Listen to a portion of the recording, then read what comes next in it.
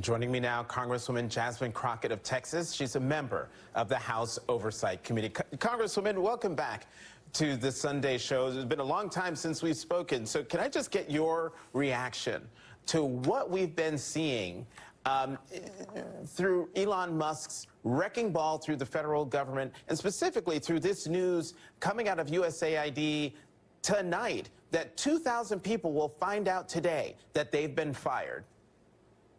Hey everyone, welcome to True Voice, the place where we cut through the noise and speak truth to power. I'm Andrew, and if you haven't already, hit that subscribe button so you don't miss a single moment of real talk. Today, we're reacting to a powerful appearance by Congresswoman Jasmine Crockett, who once again showed exactly why she's a rising star in the Democratic Party. And let me tell you, she came with facts, fire, and fierce patriotism. Let's watch.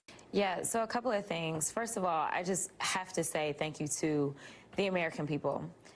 Because clearly your resilience and your resistance, it is right there front and center where we need it to be. The fact that they showed up in record numbers all over the country, showing up and confronting those members of Congress that have decided, as I stated in a hearing the other week, that they wanted to castrate their constitutional duties. So I am excited to see that the American people are not sitting by idly and pretending as if they don't understand how the three co-equal branches of government work. Unfortunately, the Republicans in the House have decided they don't really care. Whatever Elon wants to do, who cares that they got elected to office? They're going to collect their checks. They're going to take the congressional delegation trips around the world, and that's pretty much all they're going to do and campaign for the next election through sitting through committees.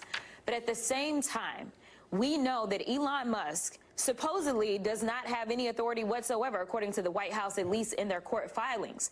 But the idea that this guy thinks that he can go in and send out an email to the entire federal government and have everyone report to him when at the same time they're saying that he has no authority is bewildering to me. But I'm going to tell you who also has shocked me. Some of the leaders of these organizations that have said we are not going to relinquish our duties. We understand our jobs. We understand that these people report to us and they don't report to Musk. And so with that, I do want to applaud anybody that at this moment has the audacity to actually do what they were either elected to do or do exactly what they are paid to do. Congresswoman, there are a lot of people who still are out there wondering, where's the fire and the fight from elected Democrats? Where are they? Why aren't they bringing, fighting fire with fire? Do you agree with that? One, do you agree with that critique? And two, do you think the Democrats in Congress are getting better at pushing back against what's happening? I think that we're struggling from a lot of the things that we struggled from during the campaign, which was that we may be pushing back, but that doesn't necessarily mean that people can hear us or see us. Some of us have the ability to be a little bit more amiable when it comes to working in different types of platforms, and therefore you end up being seen a lot more. I will tell you that I have conversations consistently, day and night. There are so many chats that we have where we are talking about what we're going to do, and we're talking about what we are doing. But a matter of amplifying those things is a lot more difficult. And I think that it's important that those of us that sit in Congress have to figure out what is really the best way for us to communicate. And we've got to settle into that and recognize that not everyone's going to sit on a podcast, not everyone's going to be social media savvy, but they are going to have to find their communication lane. And so I do think that it is something that we struggle with. We know right now we obviously have X that's owned by Elon. We've also got the other news network that I won't name, and some other things. So there's an actual ecosystem that pumps out this disinformation consistently on behalf of them. Congresswoman, let me get you on a policy thing. I'm going to play for you what Leader Jeffries said on CNN today when asked whether a shutdown was on the table, because we have that March 14th deadline coming up. Listen to what he has to say, and I'll talk with you about it on the other side. Well, we'll cross that bridge when we get to it, because as we've been discussing, we have to stop this reckless Republican budget from going forward, and that's going to be on the floor on Tuesday. What we do know is that the Republicans have the House, the Senate, and the presidency. It is their responsibility to fund the government. Congresswoman, do Democrats have the stomach to withhold votes from Republicans in order to keep the government open?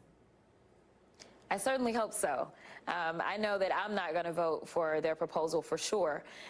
Here's the thing. Our strength lies in standing together. And honestly, that is a message that not only applies to us that are sitting in the House, but that actually applies to Democrats across the board. The more that we can stand together, the stronger we are. Everyone knows united we stand, divided we fall. And so we were divided in the election. We can't allow them to divide us at this moment. I have reached out to my colleagues and asked if there are colleagues that are concerned.